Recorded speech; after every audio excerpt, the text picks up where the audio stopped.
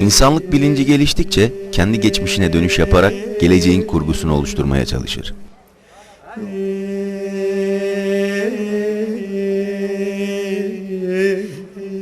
Gelecek kuşaklar hiç kuşku yok ki bugünü yaşayan insanların kendilerine miras bıraktıkları şeyleri özümseyerek sarmalayacaklardır.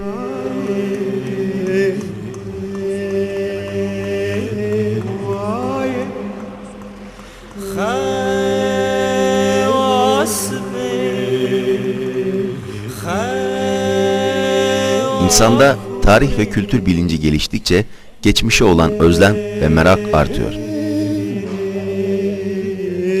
Bugün itibariyle kendi tarihsel köklerimize ne kadar yakınlık hissediyoruz? Belki de bu soru günümüzün en ciddi sorunu olarak önümüzde duruyor.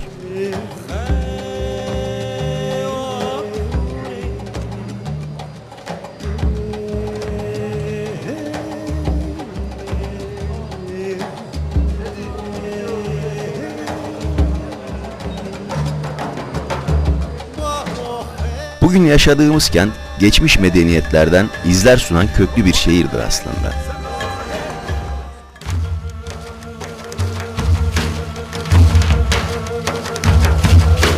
Diyarbakır. Sizler deyin amin.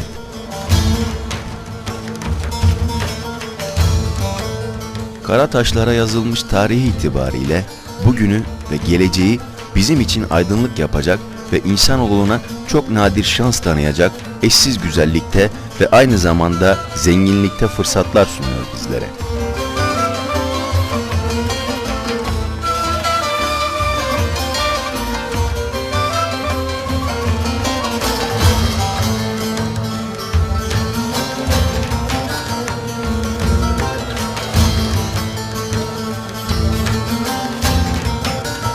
Bir an için gözlerinizi kapatın ve her gün yolunuzun düştüğü tarihi hanları, çarşıları bir düşünün.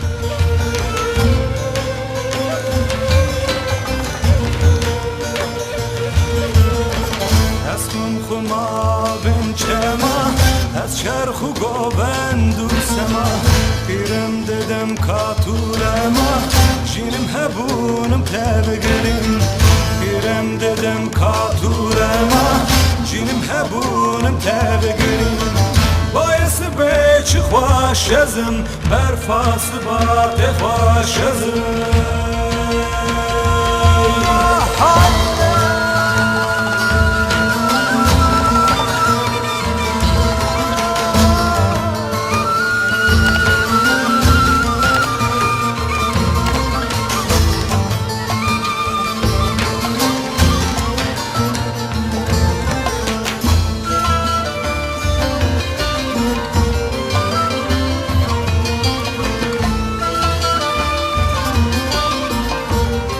Kimler yaşamadı ki o hanlarda, çarşılarda?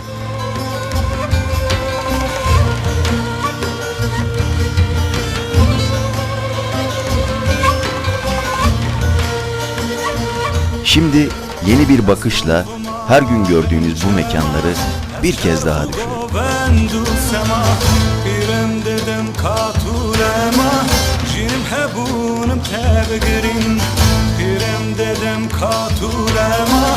Cinim hebunum tebegirim Bayısı beçi hoş yazım Berfası bade hoş yazım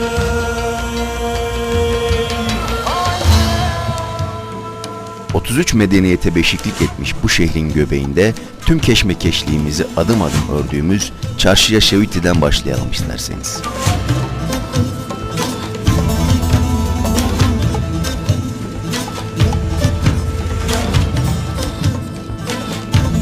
Çarşıya Şeviti, içinde dolaşmadan giriş kapısında mekanı olan ve en az bu çarşının 80 yıllık geçmişine tanıklık eden Muhammed Aydın. Kendisine verilen kimliğinde doğum tarihi hanesinde ay ve gün kısımları sıfırlarla yazılmış. Muellidine ise 1328 yazılı Muhammed Aydın belki de Çarşıya Şeviti'nin yaşayan en yaşlı tanığıdır. Kim bilir? 60 sene, 50 sene, 60 sene ya. Muhammed Aydın, Çarşıya Şeviti'de yaşadıklarını nostaljik bir esinti içinde bize ve Dolayısıyla sizlere anlatıyor. İlk hatırladım, burada kömürçü vardı. Benim bu arkada kömür pazarıydı. Burada da bir kömürçüydü. Burada da efendim biz geldik, bu dükkanı aldık. Sonra biz bir adama verdik, buraya geldim. Geçmişte ahşap barakalar şeklinde inşa edilen çarşıda sık sık yangın çıkması nedeniyle çarşıya şeviti olarak anılır olmuş. Çarşıya şevitinin içini dolaşırken Muhammed Aydın'ın şurada kömürcü, şurasında bakliyatçı vardı dediği yerlerde şimdi genellikle ya ayakkabı satan esnaflar ya da hazır giyim dükkanları yer alıyor. Ya çarşı şeviti eski zamanında ben de görmedim. Tabii çarşı şeviti çarşı şeviti bu. Yani geleki zaman böyle geçiydi. O ile beyar yani harabaydı. Hiç bir şey içinde yoktu. Sonra tabii insan fukaraydı. Teker geliydi. İle meraka yaptı. Ondan sonra da efendim divarla bir şey yaptı. Böyle insan çok oluyor. O da daha hiçbir şey içinde kalmadı. Eskiden öyle beyardı hiç hem menahiydi. Hiç kimseyi içinde yoktu. Tek tük dükkan arkada bazı vardı. Yangın çıkmıştı. Bilmiyorum ki nasıl çıktığını. Çıktığını ben görmedim. Yani 100 sene 10 sene belki öyle bir şey eski zamandır eski zamanda.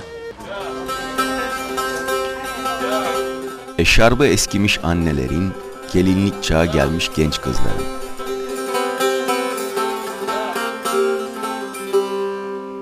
Böyle fiyakalısından bir ayakkabı veya bir parça elbise almak isteyen genç erkeklerin yol eyledikleri bu mekan, alışveriş yeri olmanın ötesinde kültürel bir yansımanın izlerini de konuklarına sunar.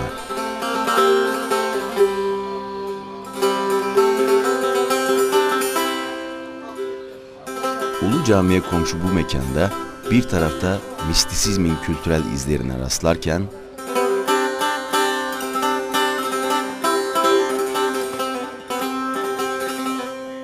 diğer tarafta modern çağın gerekleri yönünde kabuğunu yırtma çabasını kolaylıkla gözlemleyebilirsiniz.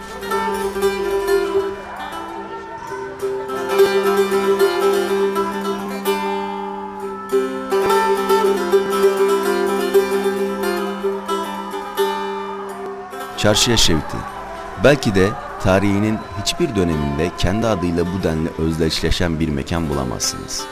Bilinçli bir restorasyonla çok rahat bir şekilde keyifle gezilebilecek bir alışveriş mekanı durumuna getirilebilir.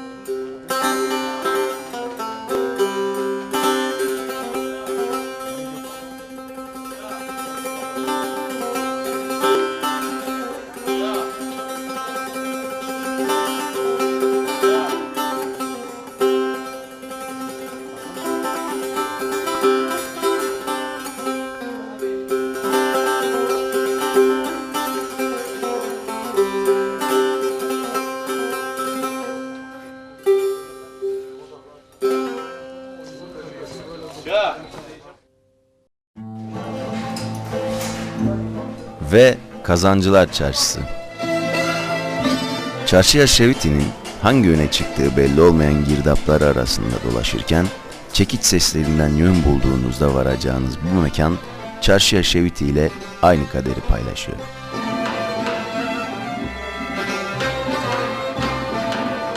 Dükkanların önlerine rastgele sergilenmiş bakır ve pirinçten yapılma nostaljik ürünler boynu bükük bir şekilde uzanacak elleri bekliyorlar.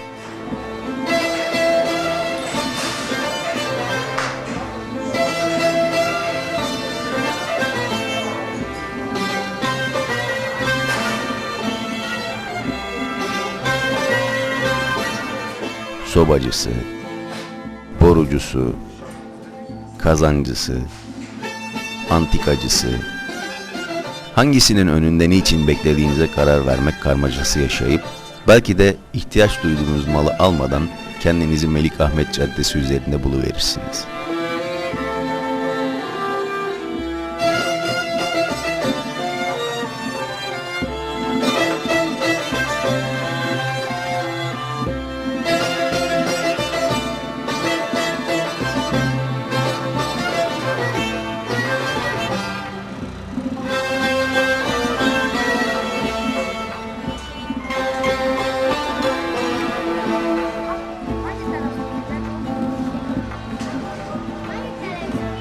Niye böyle olduğunu bilmem söylemek gerekiyor mu?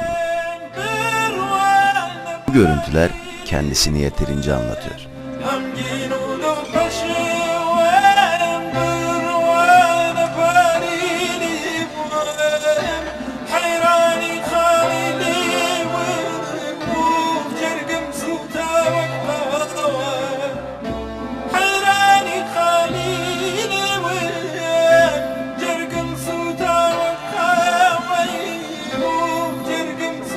Bakır işleme sanatının belki de son temsilcilerinden Hacı Nezir Yalçın Usta, bu boynu büküklük içinde, geçmişte barış içinde bir arada yaşadığımız bir Ermeni, bir Yahudi ve belki de bir Süryani'den öğrendiği sanatını icra ediyor.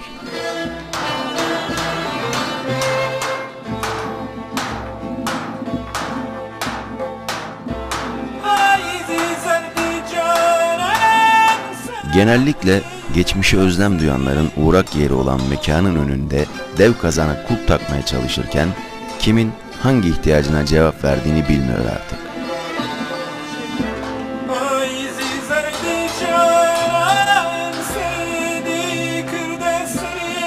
Bakırcı olarak, usta olarak çalışıyorum.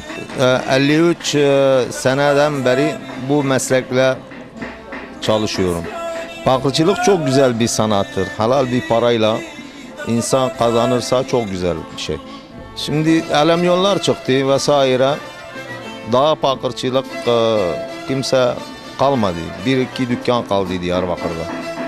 Çok şeyler değişti, ustalar değişti. Ustalar gitti, kimse kalmadı. Çırak yetişmiyor. Ağır bir meslektir. Hem güç bakımından hem para bakımından. Çok güçlü bir sanat, çok güzel bir sanat ama kimse daha öğrenmiyor. Nezir Usta yalnız olmamakla birlikte aynı sanatı yapmakla uğraşan antika meraklılarının nostaljik duygularına hitap eden son temsilci gibi.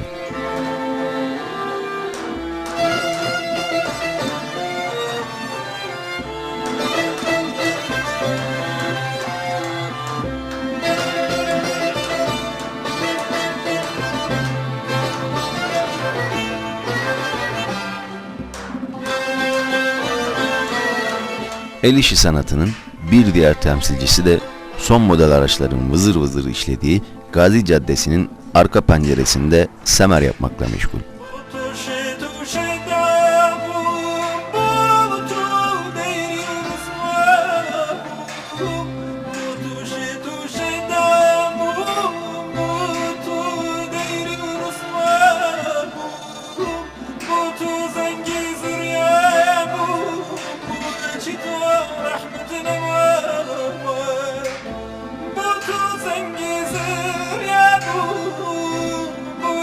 Rahmet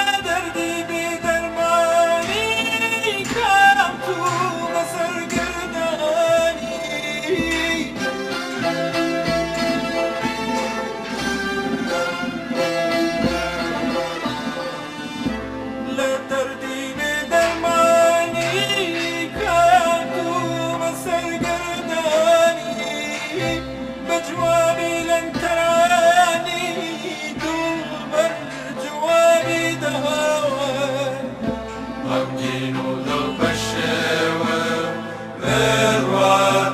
Yürüdüğümüz istikameti takip ederek bir başka aralıktan yeniden Gazi Caddesi ile buluşmaya çalıştığımızda kendimizi Ulu Cami'nin önünde dilenmemek için kaldırım üzerine koyduğu ve çoğunlukla da Fransız ressamların 18. yüzyıl tablolarına yansıyan yoksul insanların görüntüsünün izlerini taşıyan bir Diyarbakırlı'nın yanında buluyoruz.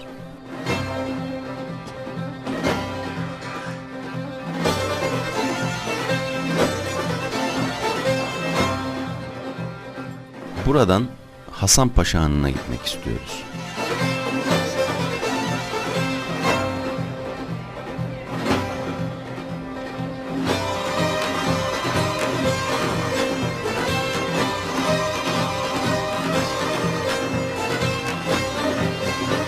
Osmanlılar dönemi 3. valilerinden Vezirzade Hasan Paşa tarafından 1572-1573 yıllarında yaptırıldığı bilinen Hasan Paşa Hanı günümüzde kendisine sahiplik edecek birilerini hüzünlü gözlerle bekliyor. Ulu Cami ilk ismiyle Martohma Kilisesi'nin önünden geçerken hepimizi gördüğünü hissediyoruz. Onu anlamaya çalışırken.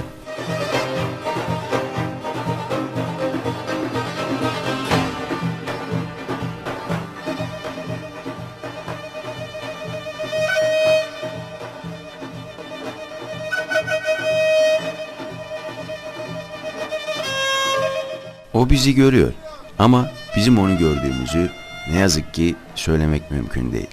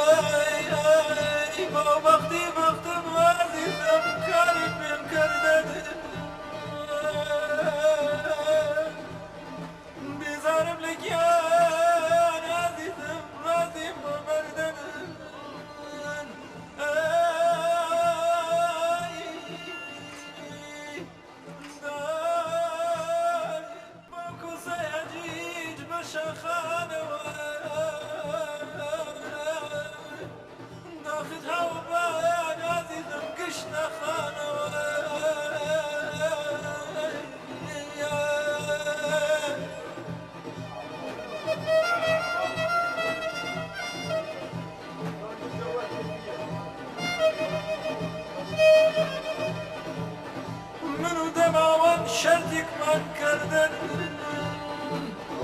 أو تمو من خامات تور مردن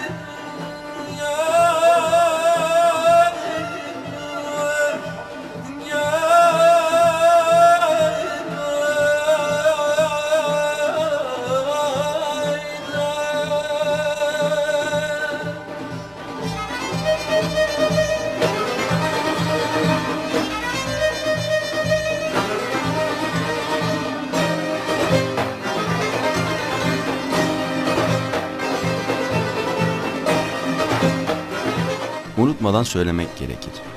Hasan Paşa Hanı'nı unutmayan, çocukluğunu bu hanın çevresinde geçiren ve bugün yaşayan bir iki yaşlıyı da hatırlamakta fayda var.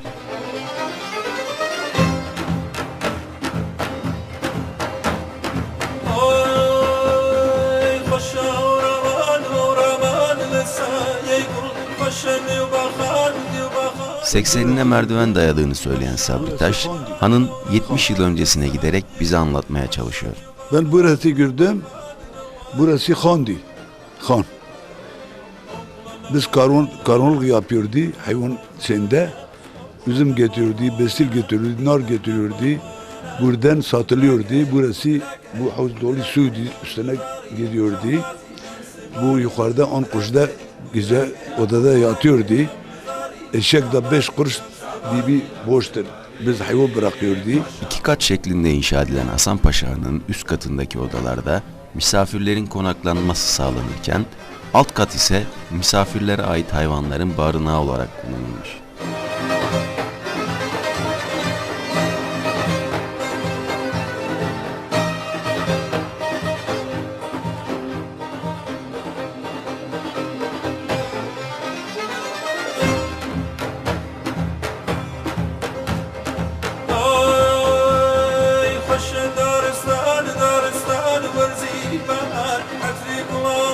Dönemin ihtiyaçlarına göre farklı işlevlerle kullanılmış bu handa şimdiler bir çaycının mekanı elediği yerinden arka sokağa çıkılıyormuş.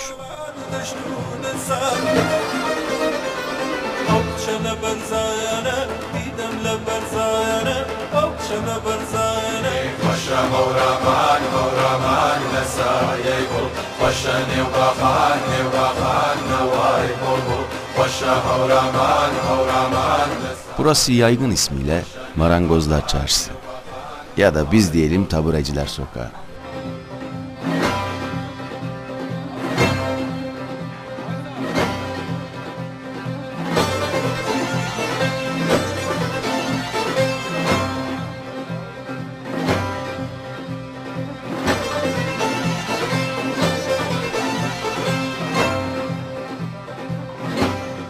Nargilesini fokurtatan yaşlı insanların yanı başında marangoz makinelerinin seslerini duyuyorsunuz.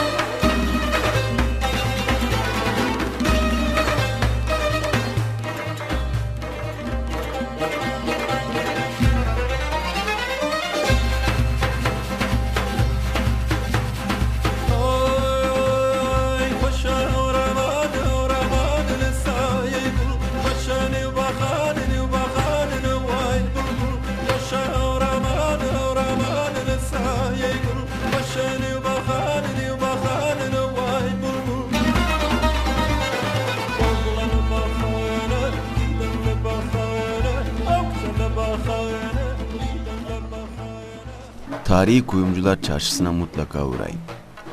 Şeyh Abdullah'ın, Mazlum Paşa'nın, Kart Kerim'in, Bakır Haco'nun, Lal Teyfo'nun, Mugo netice itibariyle Şehmus Önder'in, Kör Ahmet'in, havayı üfleyen Yakup Milli'nin, İbrahim Komiri Mızmız Sabri'nin, Eşek Siro Mösyö Diren'in, Muhsi Thomas'ın, Radar Abdurrahman'ın ve en son nihayet analist profesör Dikran Müşerio'nun mekanı Tarihi Kuyumcular Çarşısı altın sanatının nezaketiyle ayakta kalmayı başarmış ve işleyen belki de tek tarihi çarşımız.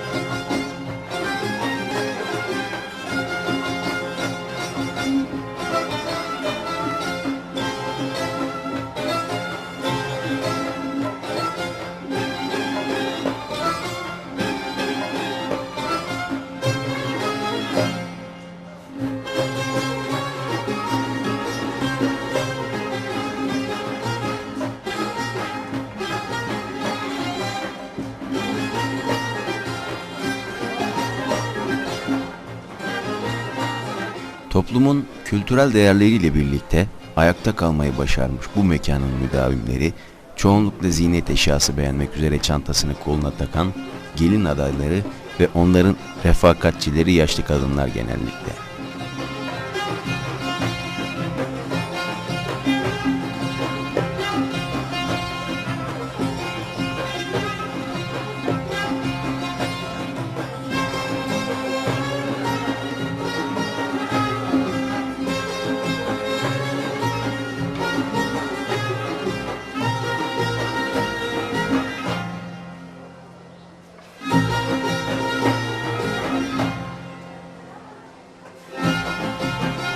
Geçmişte değişik dinlere mensup nice ustanın altın işleme sanatının tüm inceliklerini dokudukları bu mekanlar şimdiler renkli spotlarla ışıldayan vitrinlere yerini bırakmış.